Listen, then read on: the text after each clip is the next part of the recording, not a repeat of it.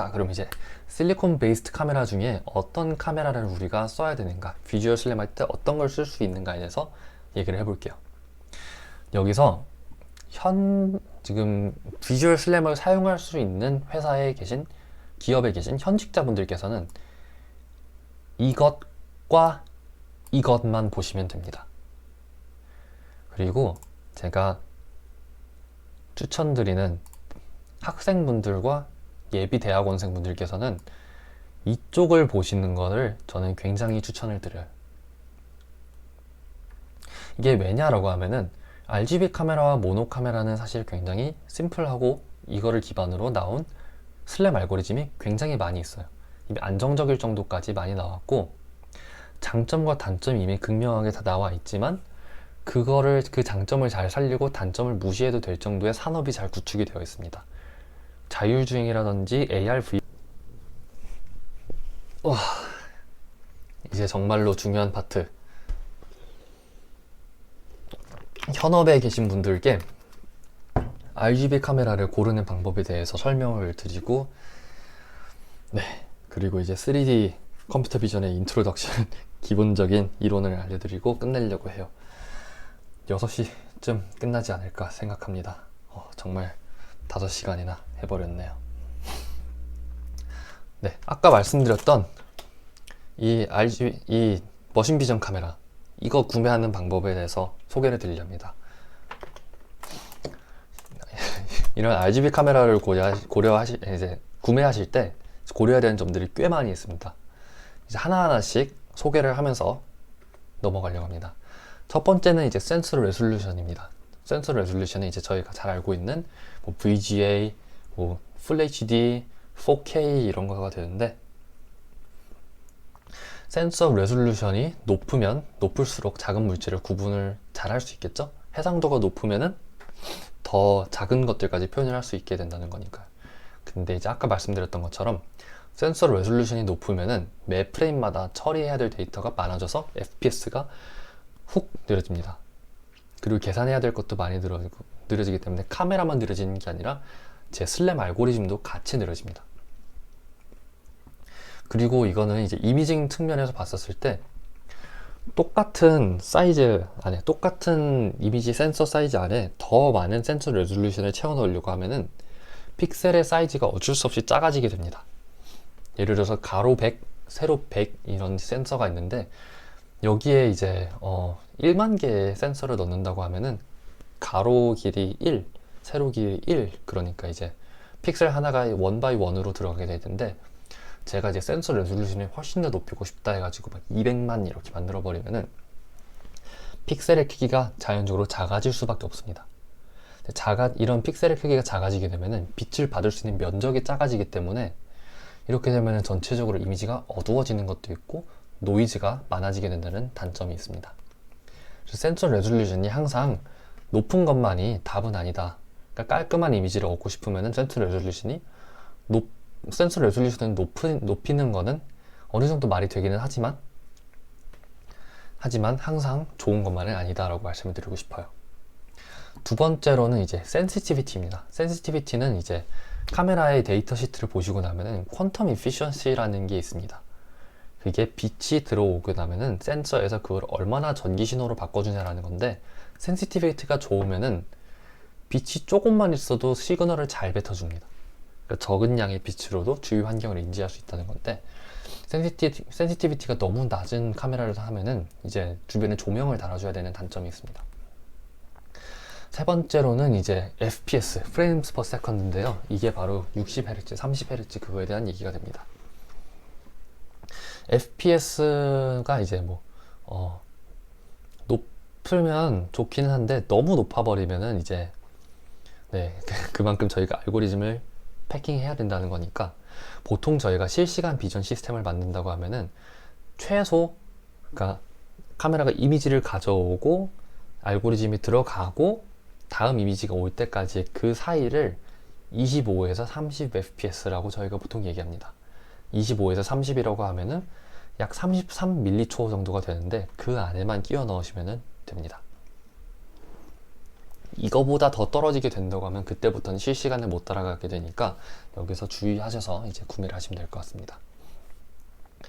아까 봤었던 이제 센서 사이즈 아니군요. 아까 이제 말씀드렸던 것 중에 픽셀 사이즈가 작아지면은 이제 이미지에 노이즈가 많이 낀다고 말씀을 드렸는데, 그러면은 이미지 센서 사이즈가 전체적으로 커지면 되는 게 아니냐라고 하실 수 있어요. 그리고 그게 맞습니다. 센서 사이즈가 커지면 노이즈도 함께 줄어들게 됩니다. 왜냐면 받을 수 있는 빛의 양이 노이즈의 양보다 훨씬 더 이제 커지기 때문에 노이즈의 비율이 굉장히 작아지고 안정적으로 빛의 이제 신호를 받을 수가 있게 됩니다. 자, 그리고 노이즈에 대해서 이제 또 고려를 해봐야 되는데요. 카메라를 고를 때 이제 노이즈가 타입이 두 개가 있습니다. 숏 노이즈와 미드 노이즈라는 게 있는데, 이거는 깊게 들어가진 않을게요. 이 두 개를 제거할 수 있는 알고리즘이 있긴 한데, 어느 정도 이제 제거를 못하는 케이스가 생기게 됩니다. 이게 어디서 나오냐고 하면은 카메라를 사용하면서 발열이 생기게 됩니다. 예, 왜냐하면 이 안에도 프로세서가 들어가 있고, 그러니까 이제 인터널 카메라 프로세서 ISP가 들어가 있고, 이 안에서 빠르게 이제 연산을 돌리다 보면은 카메라도 뜨끈뜨끈해지는데, 열이 올라가면은 이제 실리콘 쪽 안쪽에서 불안정성이 생기게 되면서 노이즈가 더 나타나게 됩니다. 그렇다 보니까 이제 히트 스타빌리티라는 그런 내용이 이제 카메라 센서 데이터 시트 안에 들어가게 되는데, 거기서 보시고 나서 히트 스타빌리티가 괜찮은 거를 고르시면 좋을 것 같고요. 아니면은 카메라 ISP가 완전히 떨어져 있는 것, 카메라 센서로부터 멀리 떨어져 있는 것들을 고르시면 됩니다. 예를 들어서 리얼 센서 같은 경우가 카메라는 여기 있지만 센서는 여기 뒤쪽에 오고 히트싱크랑 이제 나타난 열이 잘 분산될 수 있도록 이런 그 공기 순환 구조 같은 걸 만들어 놨는데, 이게 굉장히 잘 만들어 놓은 이런 거를 이제 고려하셔서 이제 구하시면 될 것 같습니다. 이제 다이나믹 레인지라는 것도 있는데, 다이나믹 레인지는 이제 밝은 것과 더 밝은 것, 어두운 것과 더 어두운 것을 구분할 수 있는 카메라의 능력이라고 볼 수 있습니다. 이거는 이제 조명 변화가 확확 바뀌게 되는 그런 케이스에서 이제 다이나믹 레인지가 좋아야지 좀 더 이미지 안에서 이제 피처를 잘 찾을 수 있는 그런 게 됩니다. 센서 타입 CCD와 CMOS 두 개가 있는데, CCD는 이제 차지드 커플 디바이스라고 하고, 그리고 CMOS가 컴플리멘터리 메탈 옥사이드 세미컨덕터라고 했던 것 같은데, CCD는 이제 보통 저희가 슬램을 할 때는 잘 안 씁니다. 왜냐면 CMOS의 경우가 센서를 좀 더 작게 만들고 소형화를 할 수 있게 되어 있기 때문에 저희가 이제 들고 다닐 수 있게 되는 그런 가벼운 카메라들이 보통 CMOS를 많이 이용하게 됩니다. 근데 CMOS의 단점이라고 얘기하면은 롤링 셔터 이펙트라는 게 있는데, 롤링 셔터 이펙트는 저희가 이제 센서가 이렇게 있다고 하면은 여기다 그리는 게 낫겠네요. 센서가 이렇게 있고 픽셀 아레이가 이런 식으로 있다고 할 때, CMOS는 특성상 윗줄을 읽고 여기 다 읽고 나면 그 다음 줄을 읽고 그 다음 줄을 읽고 그 다음 줄을 읽고 이런 식으로 가게 됩니다. 근데 이거를 윗줄을 읽고 있는데 카메라가 그동안 움직여 버리면은, 그러면 그 다음에 오는 빛이 살짝 옆으로 밀려나게 되는 것들이죠. 그러니까 전체적으로 이미지가 휘어 보이게 되는 단점이 있습니다. 이게 카메라가 한 이미지를 찍는데 걸리는 속도보다 더 빨리 움직이는 무언가가 있을 때는 정말로 그 물체의 휘어짐이 정말 심하게 보이는데요. 이거를 잘 보여주는 것 중에 하나가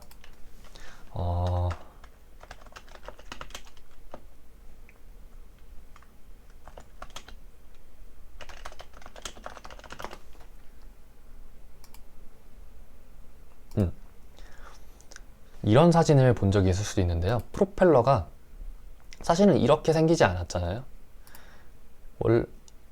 이것도 아니고 실제로는 그냥 딱 이렇게 정상 모양으로 나와야 되는데, 아니 저것도 아니고요. 정상 모양으로 나와야 되는데 이렇게 나오는 이유는 카메라 프레임이 현재 여기를 제일 윗줄을 읽고 있을 때 프로펠러가 그래 밑으로 내려가 버리고 그 속도와 비슷하게 또 읽고 또 읽고 또 읽고 나와서 프로펠러의 위치가 다시 반복되고가 돼서 윙이 이렇게 많아 보이게 되는 겁니다. 이거를 이제 멈추게 하는 방법 중에 하나가 이제 센서 디자인을 아예 처음부터 조금 다르게 해서 모든 픽셀들을 한 번에 스냅샷처럼 찰칵하고 찍게 하는 방식이 있는데 그거를 이제 글로벌 셔터라고 얘기를 하고요. 글로벌 셔터로 저희가 찍게 되면은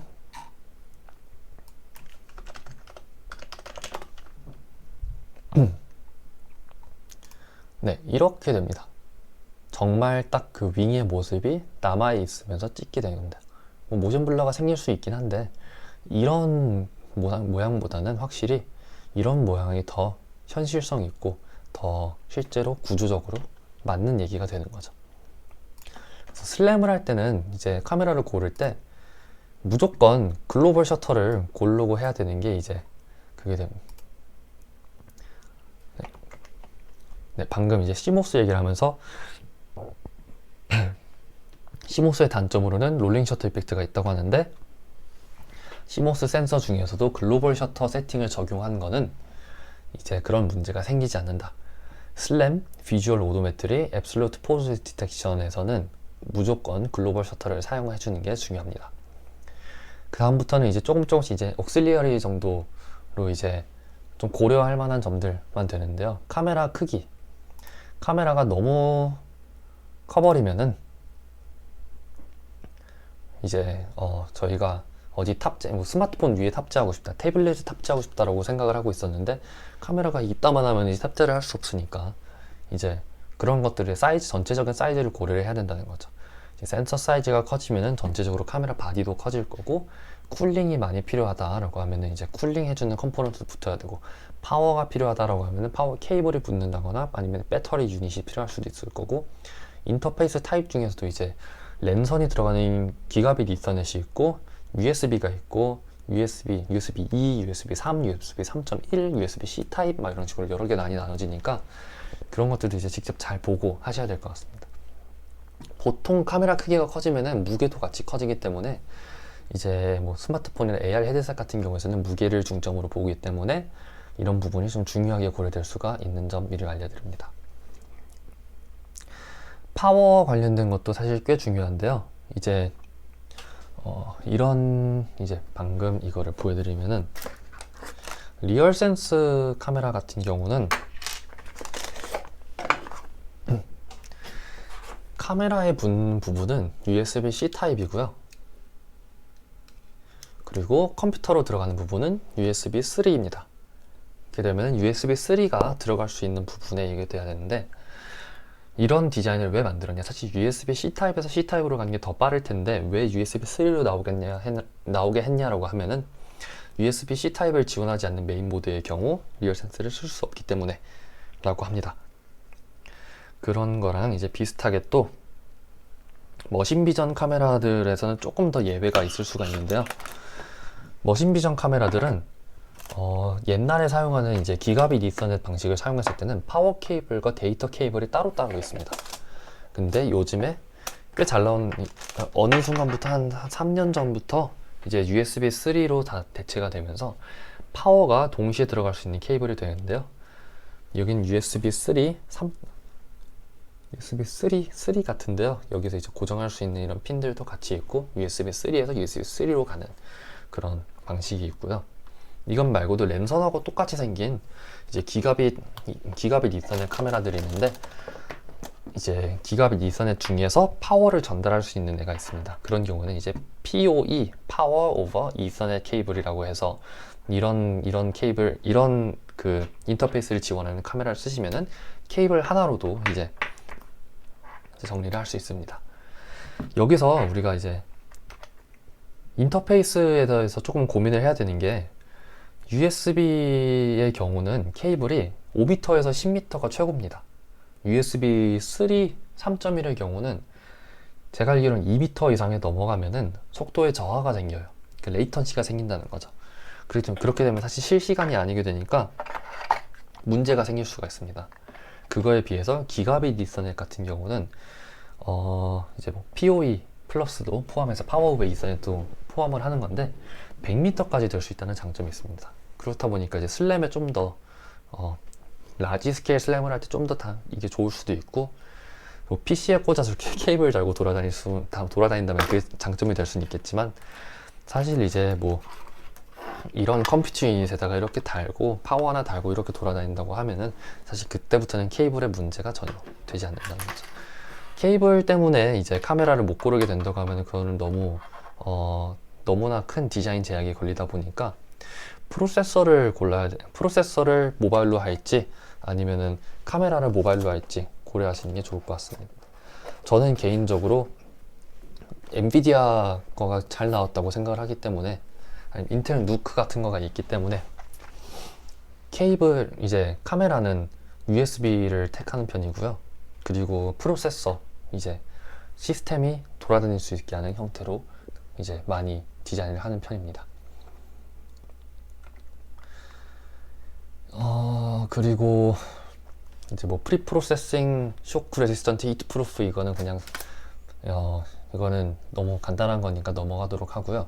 가장 중요한 거 가격입니다.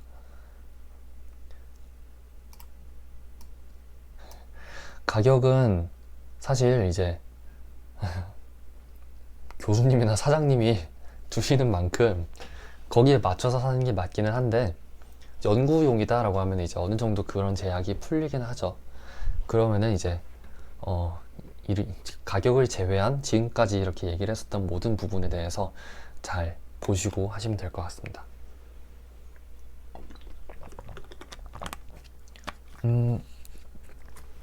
박석님께서 드론은 날기 위해서 무게가 중요할 텐데 드론에서 비주얼 슬램을 실험할 때 적절한 가벼운 카메라 모듈을 추천해 주실 수 있을까요? 라고 하셨어요. 머신 비전 카메라 모듈들은 대체적으로 무거운 편이 많이 있습니다. 이것도 지금 제가 보여드리는 이 카메라도 지금 리얼센스의 무게의 3배 정도가 되는 것 같아요. 이게 다 원래는 공장에 이렇게 고정돼서 쓰이는 거다 보니까 가벼운 이렇게 노크만으로도 고장나지 않게 하려고 메탈 재질을 많이 사용하다 보니까 그렇게 됐는데, 드론에 쓰려고 하는 거는 저는 개인적으로 이거를 추천을 드릴게요.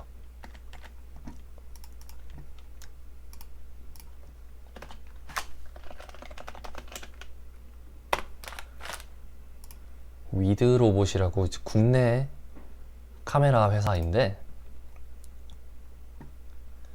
여기서 나온 오캠 S MGN-U, 이게 USB 3 카메라가 2대가 달린 스테레오 카메라 모듈입니다. 이거는 어떻게 보면은 이런 모듈형 카메라 2대가 붙었다고 보실 수가 있고요. 앞에 제가 알기로는 렌즈도 설정이 어느 정도 바뀔 수 있게 들어가 있는 것으로 알고 있어요.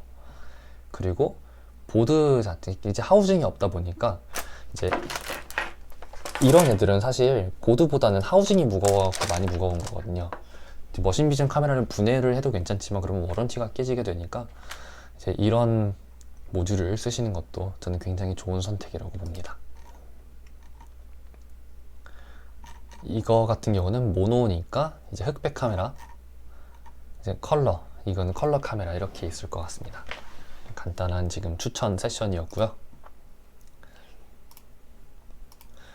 네, 그럼 이제 렌즈 소개로 이제 들어가 보도록 하겠습니다. 사실 이런 시스템을 맞출 때 카메라 구입도 중요한데 카메라보다 더 중요한 거는 렌즈예요. 사실 이제 저희가 카메라라고 생각을 한다고 하면은 이거를 이제 여행 사진 DSLR 촬영 같은 거 하시는 분들은 공감을 하실 수도 있는데, 카메라 바디보다는 본체는 렌즈예요. 렌즈가 카메라보다 더 비싼 경우도 허다합니다. 이게 왜 그러냐라고 하면은 여기 나오는 레솔루션, 해상도, 콘트라스트, 대비, 디스토션, 영상 왜곡, 퍼스펙티브, 영상 시점, 뎁스 오브 필드, 피사체, 초점, 심도, 이거를 다 잡아줄 수 있는 게 렌즈고, 이게 안 잡힌다고 하면은 카메라 바디가 얼마나 아무리 좋든 이쁜 이미지가 나올 수 없기 때문에 렌즈가 보통은 더 좋은 제품을 씁니다.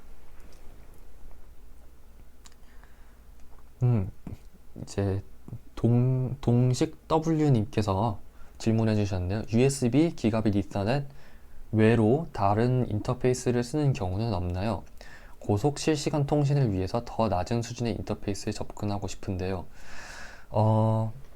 물리적인 연결을 하는 거라면은 제가 알기로는 거의 모든 지금 와이어레스보다는 물리적인 연결이 훨씬 더 빠른 것으로 알고 있습니다. 가장 빨리 되는 거가 현재 나온 것 중에는 이제 10기가빗 이더넷이 가장 빠른 걸로 알고 있고요.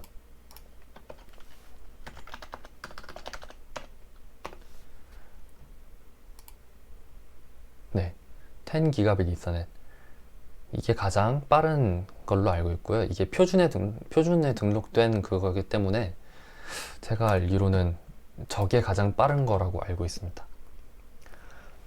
LVDS 부분이 제가 충분히 모르는 것 같은데요.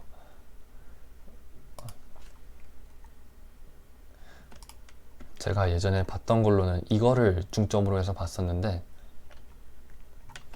LVDS가 뭘까요? 조금 더 로우 레벨, 이걸 보고 LVDS라고 하나요?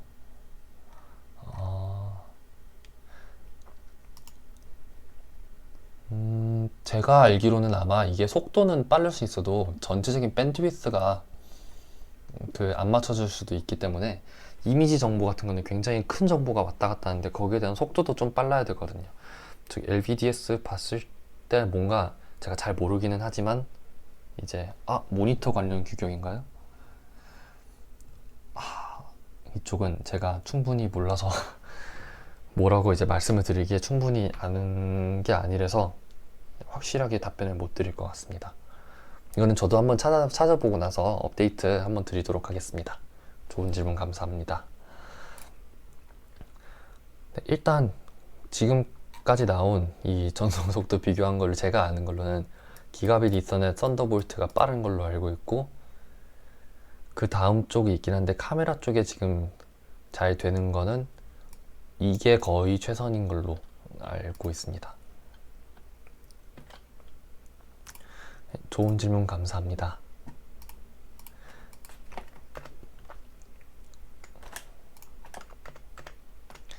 네, 방금 렌즈가 이 5개를 맞추는 도구라고 말씀을 드렸는데요. 이것도 이제 하나하나 어떤 의미를 가지고 있는지 알아보도록 하겠습니다.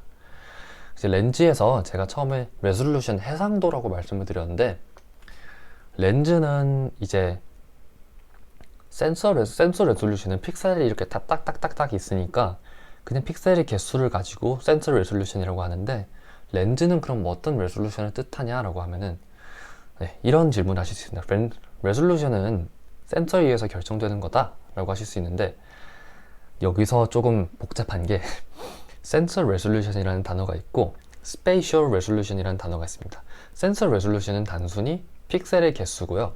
스페이셜 레졸루션은 이제 제가 카메라가 있고 렌즈를 붙인 다음에 이것으로 공간에 대해서 측량을 할 때 잴 수 있는 가장 작은 공간의 단위가 무엇인가 라고 할 수 있습니다.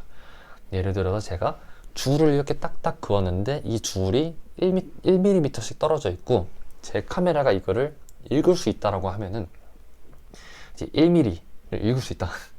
최소 1mm 떨어진 건 읽을 수 있다 라고 할 수가 있는 거죠.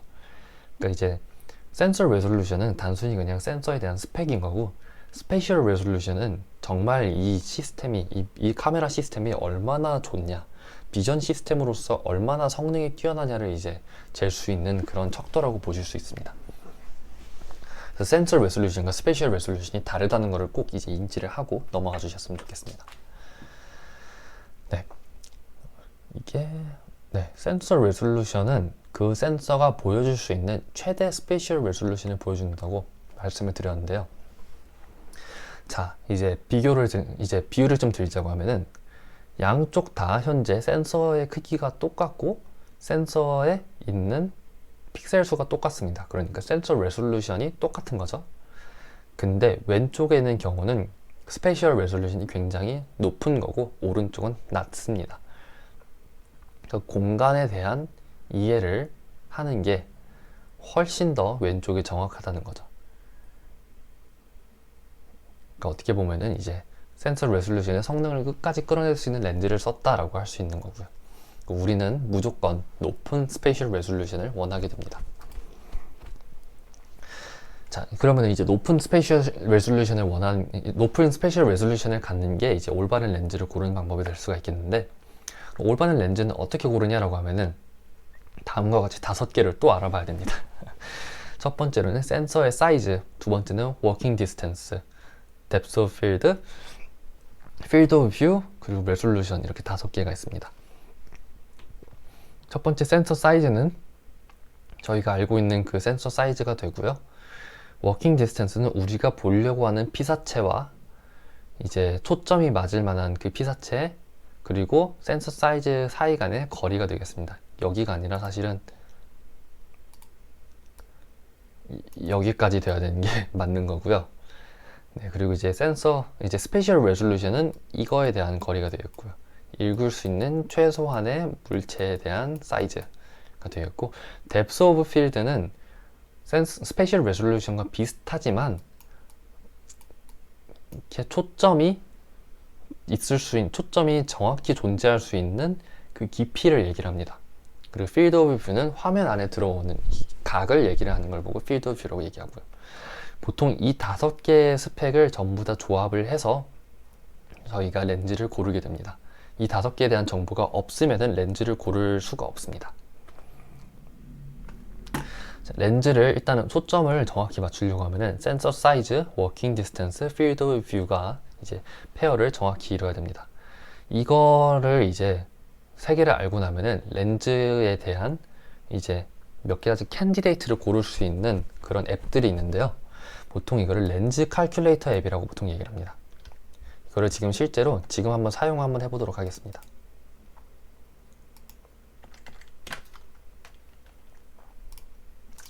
보통 웬만한 머신비전 카메라 회사들은 다 가지고 있고, 제가 자주 쓰는 웹사이트 중에는 에드먼드 옵틱스가 있는데, 이게 국내에 일단 원래는 해외 회사지만 국내에도 들어와 있고, 여기 계신 분들이 굉장히 친절한 것 같아요. 그래서 저는 이거를 쓰고 있습니다. 여기서 이미징 쪽으로 왔을 때 이미징 렌즈 셀렉터, 이미징 시스템 파라미터, 이 2개가 있는데, 뭐야? 그냥 로딩이 됐구나.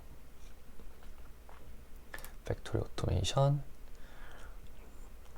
이거는 이제 저희가 뭐 필드 뷰를 고르고 워킹 디스턴스를 고르고 뭐 이런 것들을 하면은 이제 커스텀 센서를 골라주는 그런 이제 칼큘레이터가 되고요. 저희가 방금 얘기했었던 거는 렌즈 딱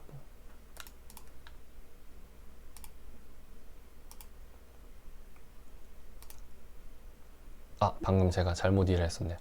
여기서 포컬 랭스라든지 이런 것들을 이제 고를 수 있는 게, 일단 먼저 이 환경부터 세팅을 하는 게 중요합니다. 예를 들어서 이런 센서를 사용할 거고, 픽셀 사이즈가 뭐 이 정도, 워킹 디스턴스는 어느 정도 할지는 모르겠지만 뭐 100mm, 200mm 해볼게요. 호리존탈 필드 오브 뷰가 적어도 30cm 정도 됐으면 좋겠다. 칼큘레이트 이런 식으로 하면은, 그러면은 이제 호리존탈 몇 밀리, 버티컬 몇 밀리, 다이아고널 몇 밀리 센서 사이즈가 나오고요. 그리고 이제 워킹 디스턴스, 이제 뭐 버티컬 필드 오브 뷰와 다이아고널 필드 오브 뷰를 계산을 해주는, 위에 포컬 랭스도 계산을 해주고, 이런 필요한 정보들을 계산을 해주는 앱이 있습니다. 이걸로 먼저 계산을 하고 그 다음에 렌즈를 고를 때 여기로 들어오면 되는데요. Number of horizontal pixels, Full HD로 해볼게요. 1920. 물론 이게 정확하게 실제 픽셀 어레이와 이게 매핑이 되는 게 아닐 수도 있긴 한데, 1나노미터라고 해보고, 워킹 디스턴스 30cm, 호리존탈 필드 오브 뷰는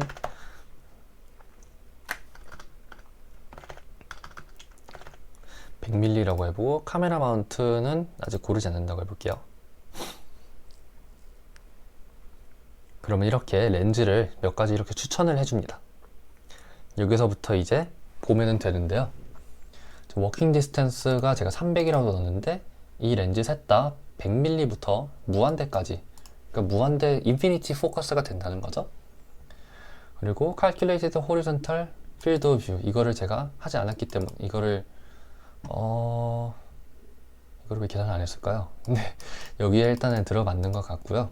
여기서 봤을 때는 얘는 Field of View가 50, 얘는 71이니까 얘가 좀 더 넓게 볼 수 있는 것 같습니다. Angular Field of View가 대신에 계산이 되는데 이거에 지금 제가 원하는 거는 18.92가 필요한데 얘는 17.30, 얘는 17.10이라서 좀 부족하고 얘가 오히려 커버를 할 수 있지 않을까라는 생각도 들기도 합니다. 그럼 맥시멈 카메라 센서 포맷을 제가 이걸 지금 여기서는 이렇게 얘기를 해줬는데 커스텀 센서라서 아마 그런 건가 보네요. 여기서 이제 카메라 센서 사이즈도 이렇게 얘기를 알려줘서 여기서 호환 가능한 것도 맞춰주면 되고요. 그 다음에 아파추어, 이거는 조리개 값을 정할 수가 있는데 얘는 최대 16, 얘도 최대 16, 얘는 11까지, 그리고 얘는 좀 더 작게 1.3까지 갈 수 있는 걸 볼 수 있습니다. 가장 중요한 것 중 하나가 이제 마운트를 골라야 되는데요. 이제 머신 비전 카메라에는 마운트가 두 가지 종류가 있습니다. C 마운트가 있고 CS 마운트라는 게 있는데 둘 다 호환이 안 됩니다. CS 마운트가 C에 끼려면 안 되고 C가 CS에도 끼려면 안 되는데 제가 알기로는 한쪽 방향으로는 그 컨버터가 하나 있는 걸로 알고 있습니다. 예를 들어서 제가 정확히 어느 방향인지 모르겠는데 예를 들어서 CS가 C에 끼울 수 있는 컨버터가 있다고 하면은 그 컨버터를 C 쪽 카메라에다 끼고 그 다음에 CS 마운트를 위에다 끼울 수 있게 되는 그런 거를 이제 할 수 있습니다. 근데 제가 알기로는 이 반대로 되는 거는 없다고 들었어요. 그래서 내가 지금 처음에 카메라를 고르고 그 카메라가 C 마운트인지 CS 마운트인지 정확히 확인을 한 다음에 거기다 맞춰서 예를 들어서 나는 C 마운트 거를 찾고 싶으니까 C 마운트를 해서 찾았네, 이렇게 세 개가 나왔다 라고 하실 수 있고, 난 이걸 원하는데 뭐 F 마운트를 찾고 싶어 라고 하는데 없다 라고 하면은 그럼 이제 다른 카메라를 찾아보셔야 되는 그런 케이스가 될 것 같습니다. 네, 이거는 제가 알고 있는 꿀팁 중에 하나였고요.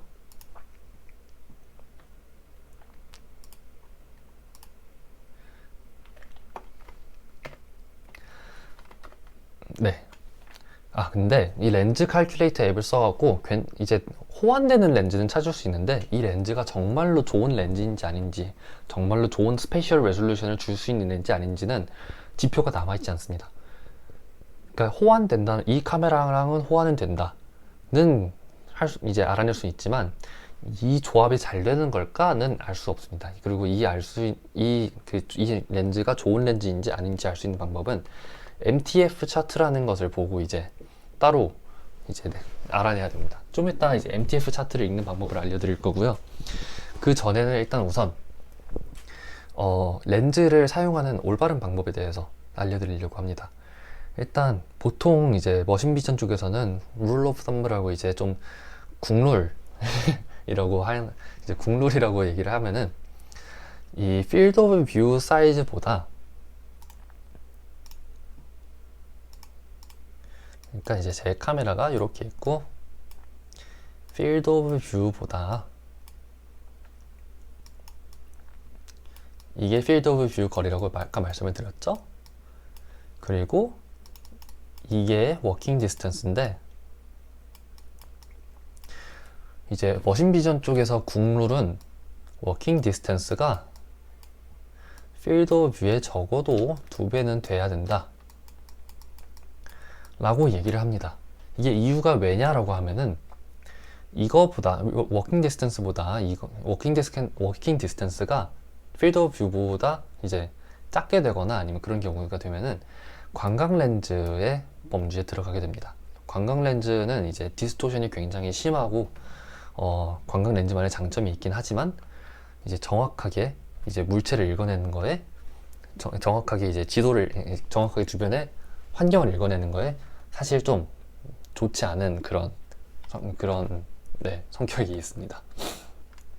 그럼 관광 렌즈와 망원 렌즈를 이제 좀 비교를 하자고 하면은, 관광 렌즈는 아까 말씀드렸던 것처럼 워킹 디스턴스가 굉장히 짧습니다. 워킹 디스턴스가 이 정도가 되고요.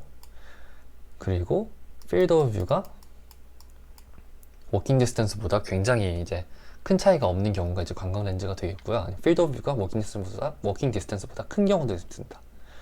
그리고 망원 렌즈의 경우는 워킹 디스턴스가 필드 오브 뷰보다 훨씬 더 큽니다. 몇 배는 더 큰 경우가 많아요.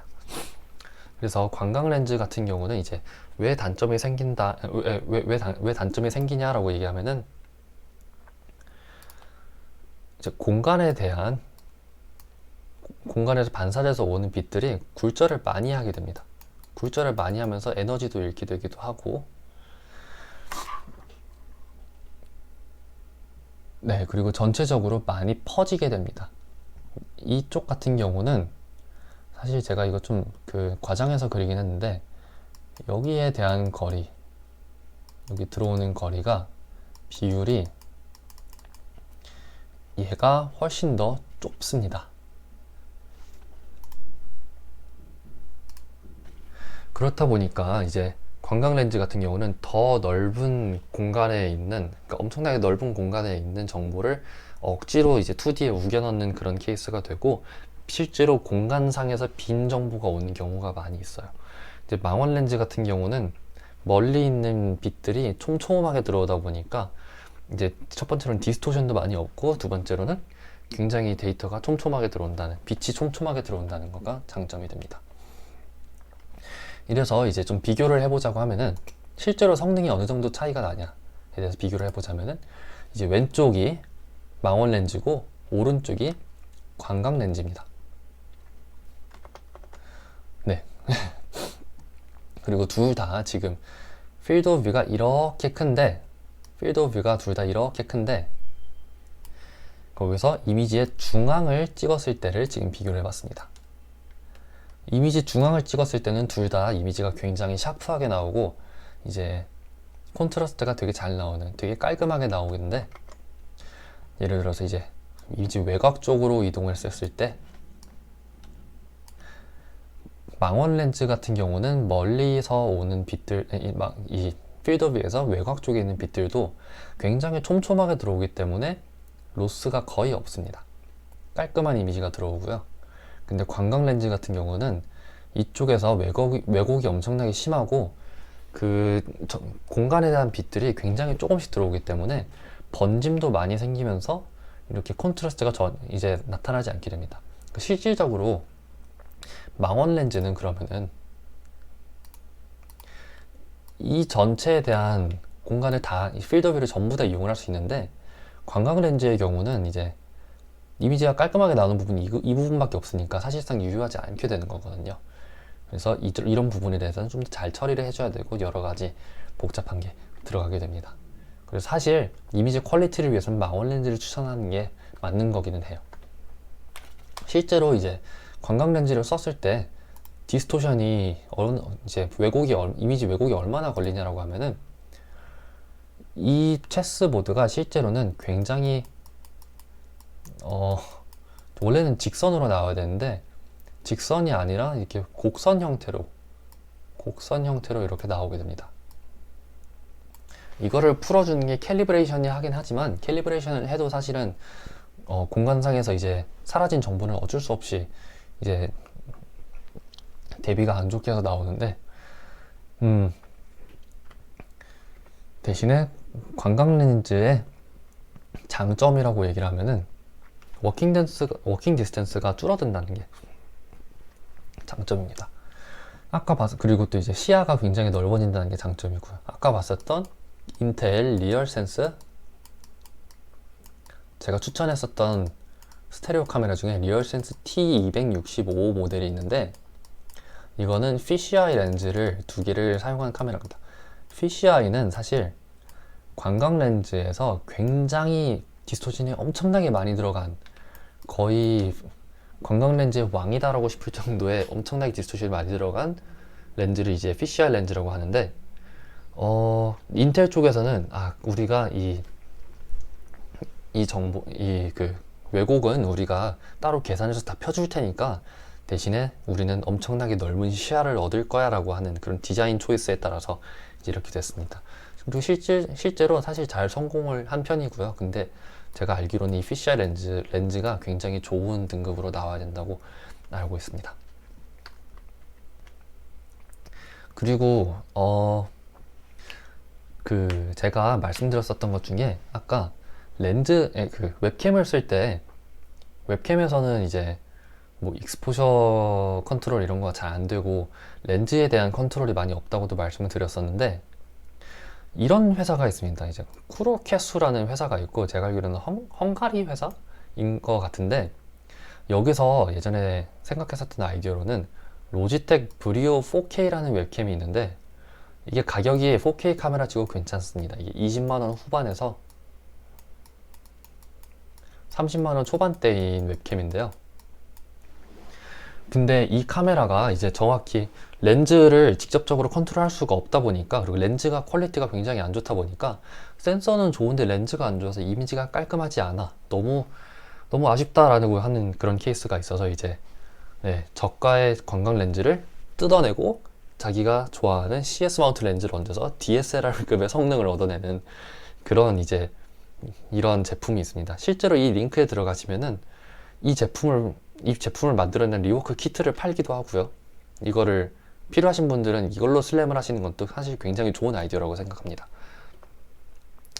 자, 그리고 제가 아까 렌즈가 이제 성능이 아까 제가 렌즈 칼큘레이터 앱을 봤었을 때 성능이 좋다 안 좋다를 볼 수 없다고 말씀을 드렸는데, 이제 MTF 차트라는 것을 통해서 이제 렌즈의 성능을 알아낼 수가 있습니다. 이것도 이제 렌즈를 구매를 하려고 할 때 데이터 시트에 포함되어 있는 내용이고요. 보통 앞에 렌즈의 이름하고 실험 환경이 이렇게 나옵니다. 렌즈 스톡 넘버 여기 들어가 있고요.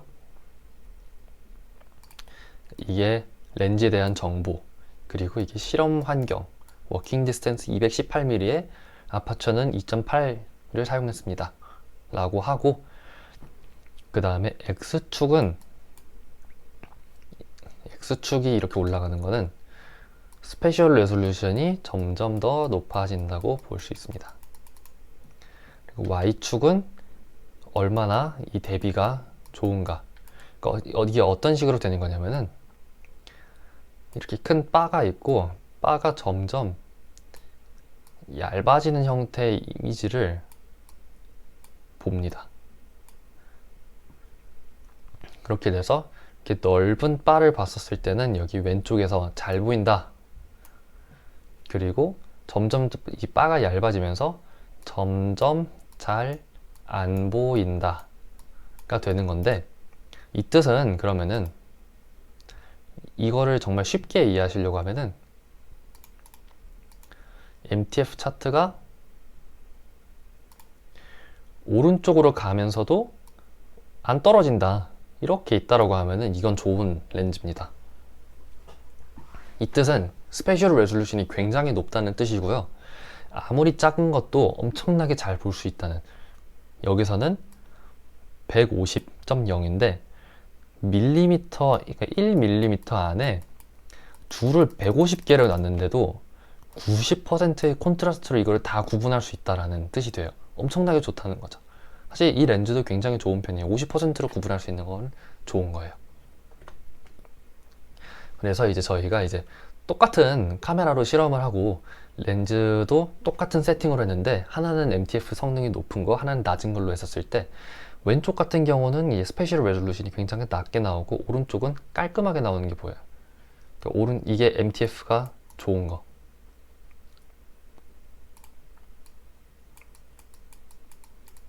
MTF 굿인 거고, 이게 안 좋은 거. 그렇죠? 그리고 MTF 차트가 좋으려면 어떻게 돼야 된다 하고 하면은 왼쪽 위에서부터 오른쪽 밑으로 안 떨어지고 쭉 이렇게 있으면은 이게 좋은 거. 훅 떨어지면은 이건 안 좋은 거 라고 보시면 됩니다. 사실 좀 더 내용이 깊게 들어갈 수는 있는데 시간상 벌써 지금 거의 6시고 그래가지고 내용을 조금 스킵을 해볼까 해요. 뎁스 오브 필드 레졸루션, 이거는 큰 중요한 내용은 아닌 것 같고, 글로벌 셔터, 롤링 셔터도 아까 했고, 인트로덕션 투 3D 컴퓨터 비전은 다음 기회에 하는 게 괜찮을 것 같다는 생각이 듭니다.